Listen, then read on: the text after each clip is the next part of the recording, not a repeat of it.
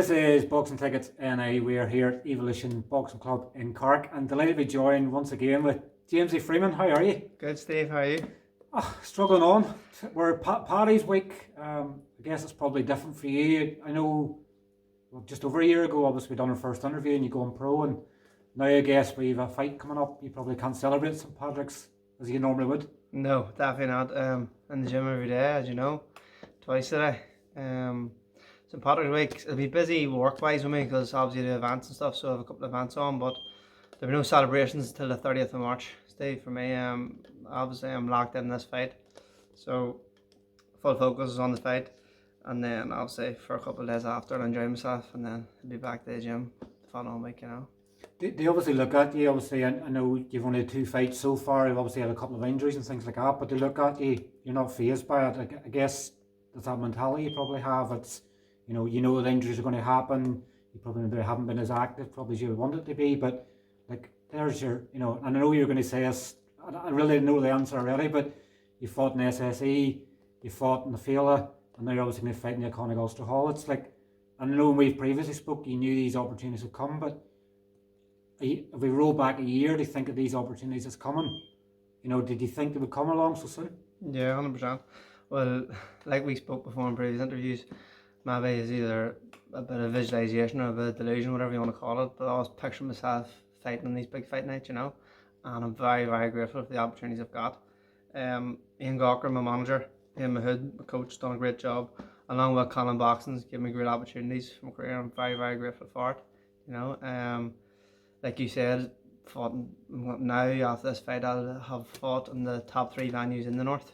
So yes, I'm very happy with it. Activity, I fought 2 fights in the first 8 weeks. Within 8 weeks of my professional career, and then I picked up, obviously I broke my hand, and then I broke it again, and I seen a specialist after my second fight, and he said, James, you just have to take it back and give your hand up to 6 months full rest and recover, or this niggly problem is going to reoccur. So that's what I've done. Like you mentioned there, it probably is a blessing because it's given me a lot of time to remain in the gym and grow on my skill set, my feet work, my boxing IQ. I'm up here almost every day in my hood, and we're putting in crazy amount of hours, to better myself.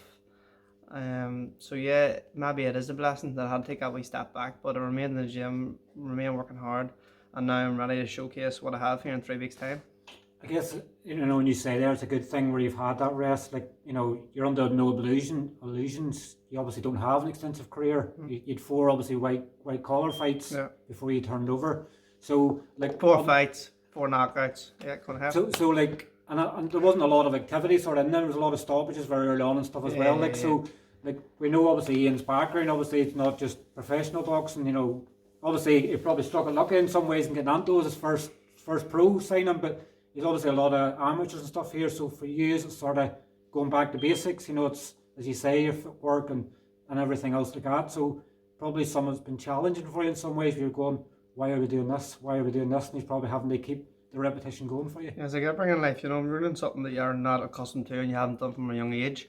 It's going to take time, but like, I spend hours upon hours looking in the mirror, going forward, going back, feet work, doing pivots. Like, my woman thinks I'm crazy, so you have to do that. I understand you have to put in the hours to get where you want to be. You can do all the hard, intense training and get your condition up, but to really, really build your base and your technique and your IQ in the ring, where when you're under pressure and opponents on top of you, for you to be able to think on the spot and muscle memory, that takes hours and hours and hours of drilling and hours practice. Like, I can go in and fight, I know I can fight, but I don't want to just be an average fighter or someone that's come here and win a Celtic or win an Irish title. I want to go as far as my ceiling can go. So I am fucking working every single day on every department I can to be the best fighter I can be, We've obviously seen Irish boxing thriving. Like, I wouldn't like to count how many shows there's been since you sort of haven't been. Like, you come into probably the pro scene at the very right time. Obviously getting the fight in a Michael Conlan world title card. Like, that was after midnight that you fought as well. I think we were probably at some stages thinking, are you going to get the fight? 100%. Because I think they had a cut-off time and stuff like that. And then the fight in the feile. Did you sort of, do you watch your fights back? Do you sort of, I guess the commentary sort of in the feile was sort of saying that you were very raw and very novice, and you've under no illusions that's what you are. Like, do you study them sort of comments wise, or is it just focusing more on what happens in the gym? You know, where they're saying, "Oh, you should be doing this, you should be doing that." You know what commentators are like. No, definitely listen to what they had to say. You know, they did say that I was looking to have a fight, but see when you're coming through like those unlicensed fights, the people I fought, they came to have a fight with me. So when someone's punching me, even in Italian sparring, that's when you see the best of me. That's when I'm countering, that's when I'm hitting hard, that's when I'm putting to the floor. But my second fight, the guy was very, very negative. He'd over 100 fights. I think he got stopped 2 or 3 times, and he was in a retreat the whole time. So every time he threw a punch, he tried to take a step back, take an inch out of it, tied you up, moved away. He didn't want to engage and didn't want to have a fight. So he can get a wee bit frustrated, but I'm glad I had that fight early on in my career that I know. Now I still won every round. I never got punched in the whole fight. At times maybe I was overcommitting and maybe I was throwing too much punches when I didn't have to punch. But the commentator said a lot of good things about me as well. It said I'm look very powerful, that I want to engage, I want to have a good fight. They talked about my condition, they talked about my strength. They talked how that I boxed very well for having such a limited background. So it definitely wasn't all negative whatsoever. Don't get me wrong, there is points there where maybe I was rushing my work because you're that wee bit eager and you're selling hundreds and hundreds of tickets and people are coming down to see you. I want to go and give them people a knockout. I want to have an entertaining fight. Like on the 30th of March, they asked me what opponent to, like, ideally, who do you want to be fighting? I said, I want someone to come here and have a fight with me. That's what I want. So I can showcase what I have. Like I know I can fight 100%.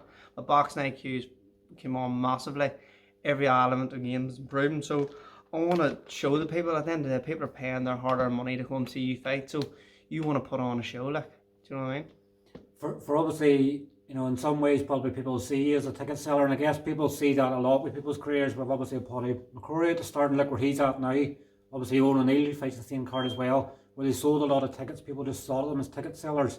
So in your mind, are you thinking now, I want to get past this stage of people just call me a ticket seller, judge me on my talent rather than what I'm selling to get on the shows? I don't care what people think of me, Steve. I honestly do not care, ticket seller or not. Put me on the show, give me the opportunity, and I'll show you what I have. End of. Tickets are no bad. Make a few extra quid, 100%. Maybe there's actually some boxers need to take a leaf out of my book and see, right, how's he getting on these shows? How's he marketing himself? What's he doing? But see, all that, that's like a bubble. That all means nothing to me. At the end of the day, I know the hard work I put in, the hours I put in. There's not one person in this country working harder than me at the minute. And I can stand on that. So I don't give a fuck what people say about me. Ticket seller or not ticket seller. Put me on the show, give me the opportunities, and we'll see. The proof will be in the pudding. See when I get through these learning fights and then I get into these domestics, get into these 50-50s. Now let's see what you have. So I'm preparing for those fights. Do you know what I mean? So I stay in the gym 24/7. 365 days a year. I'm locked in here to see how far I can go. It's like I wouldn't class it as a negative in a way. I'd class it as a positive because as you say, you're marketing yourself in the right way. I think I shared a post last week or the week before. Nathan Heaney in Stoke, like he sold over 2,000 tickets for his British title fight now this weekend, and like there's not everybody can do that. You know, we've seen the likes of Carl Frampton, Mick Conlan, where they sell tickets, they can demand where they can fight, and this is what's getting you the opportunities because people know if we need to sell tickets, we need to get someone on that can sell tickets. And let's say you want to showcase yourself in the right way, and you know, I guess when you get into the ring now in under 3 weeks' time, it's about putting on a stable performance, probably in Ulster Hall. So it's a business, like the professional boxing game is a business. Do you know what I mean? But then it gets to a stage where you can sell tickets and you get yourself these opportunities, but if you can't perform on the day, you know, you're not going to be around too long. So it's up to me just to keep working hard and listen to my coach and put the work in, and you know what I mean, the results will take care of themselves. I'm sure obviously you were probably disappointed, obviously a fellow Armagh man and Fergus Quinn was obviously taken off the card because we've seen the twos together. I think was it your first 2 fights were both on both on the same card, so there was more obviously Fergus's ones there. Probably Fergus's ones might now join in for the night out. They obviously come and support yourself. Fergus is a lovely lad. I played county football with him. I think it was Armagh minors. Don't know if he's under 21 with me, but lovely fella, great fighter, great humble, quiet, hard-working guy, and he can go very, very far in the game. But listen, he broke his hand. It's part and parcel of the game, you know. The injuries come up. Every fighter goes through them, you know. So it's just about managing yourself throughout the camps and hopefully get there health and safe and do your best. But Fergus, I believe, can go a long, long way, and he was actually meant to be a tough 50-50 fight as well. So it's a shame for the card, but Fergus will come again. On dazn as well.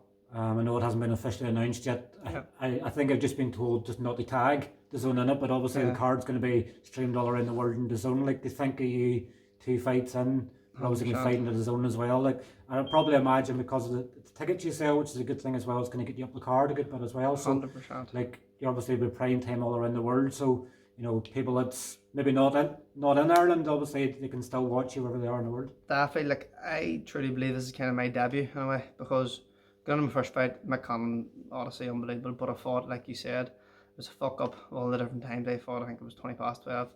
Second fight was in the feile, Paddy McCrory's cured, great cure to be involved in, but it was on second. So there's some of my tickets, people didn't get to see me, which is a shame.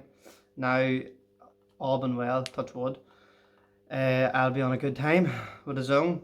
I was actually injured in my last 2 fights as well. I don't really get into that, but this camp's been great for me, and I'm prime time, and I'll have great support there. I'm fully prepared. I've done everything I can. I've ticked every box. I've never been stronger, never been fitter, never been sharper. And I'm just ready to perform. You know, I'm not putting myself under any pressure. You knock out, you need this. I'm gonna go in and just show a nice clinical performance, and make, most importantly, my friends and family proud, because that's, at the end of the day, that's what you're in there to fight. You're there to make your friends and family proud and your coach proud, because everybody's putting time and effort into you, and also pay back my sponsors. Like, I have great sponsorship there, great support, and I just want to get in there and do the job, you know. Obviously, with it being a later start date, 2024, and probably maybe we might say in some ways of time to make up. How busy are you looking to be this year? Is it sort of you still keep looking at all these big cards? I think the feile is going back again either late July or early August. Do you sort of planning far ahead of how active you want to be this year? Yeah, I have a couple of different talks with a couple of different people in good positions. So I would be out 30th of March. It all depends, Steve, on injuries really in the boxing game, right? Ideally, I want to be out on the 30th of March, and then at the end of April or the start of May, I want to get out again. So 5-6 weeks later, depending obviously on how I come out of the fight. Hopefully my hands are okay. And then I'm getting married at the end of June.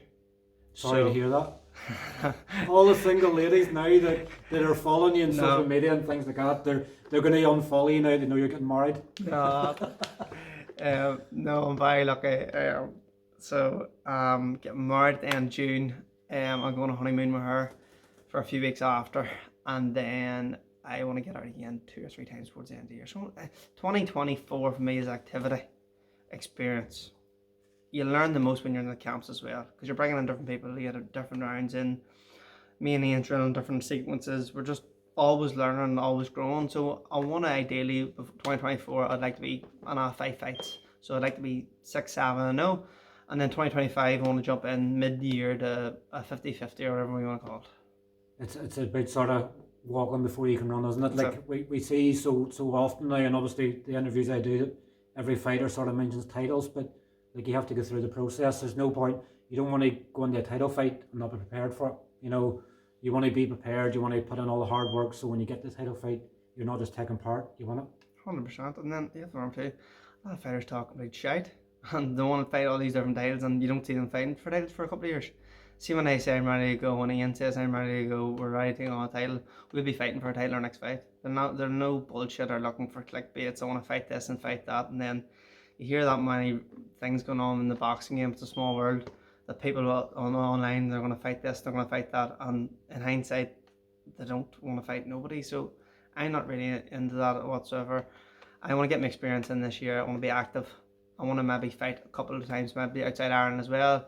Deal with that weight cut overseas, deal with different promoters, different arenas, whatever you want to call it. So it's really just getting experience up. When you mentioned the other cards in Ireland, I'd love to fight at the end of the year, hopefully, maybe, and possibly getting a matchroom show at the end of the year would be ideal, you know. Whatever comes, I just want to be ready, stay in the gym. If an opportunity arises, somebody pulls out, Jeff, talk's sake, James, you have a fight there in 2 or 3 weeks, yeah, I'm there.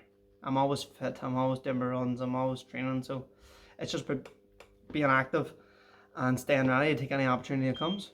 You can say that with sort of positivity, sort of with matchroom as well, because obviously we've seen what Ian Gaughran's done with Graham McCormack and Jimmy Morrissey. Like, he's got people on cards, you know, and I guess the big thing for matchroom as well is they want to know how many tickets you're going to sell. You know, that's your way on these cards, so you already have a massive bonus there as well. Yeah, 100%. You know, so you can say it with confidence, it's sort of by the end of this year, you could win another big card. Like, who knows? It could be Katie Taylor and Chantel Cameron 3 at Croke Park. You just don't know what's going to happen. Yeah, and that'd be a dream.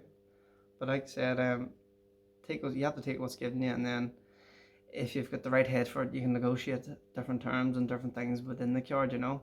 So obviously, first and foremost, it's a sport, and you need to be capable of handling yourself in the ring and look good and perform good. But secondly, if not more importantly, it's a business. So what do you bring to the table?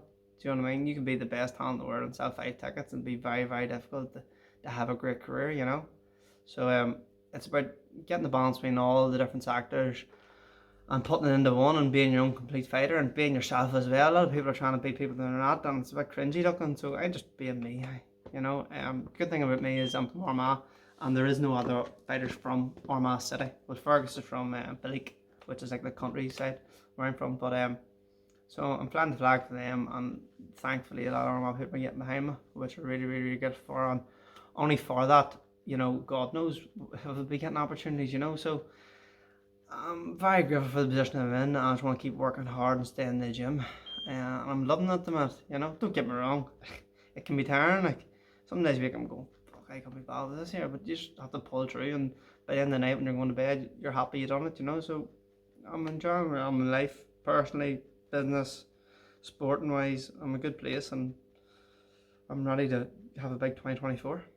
Well, listen, thanks very much for your time as always. We look forward to seeing you back in action the 30th of March in the Ulster Hall. Thank you very much, Dave. And hopefully, fingers crossed, it'll be 3-0 and maybe obviously a stoppage one as well. Yeah, Sure, who knows. Lord. Thank you very much, Dave. Appreciate Cheers, it. Jamesy. Take care. Thanks.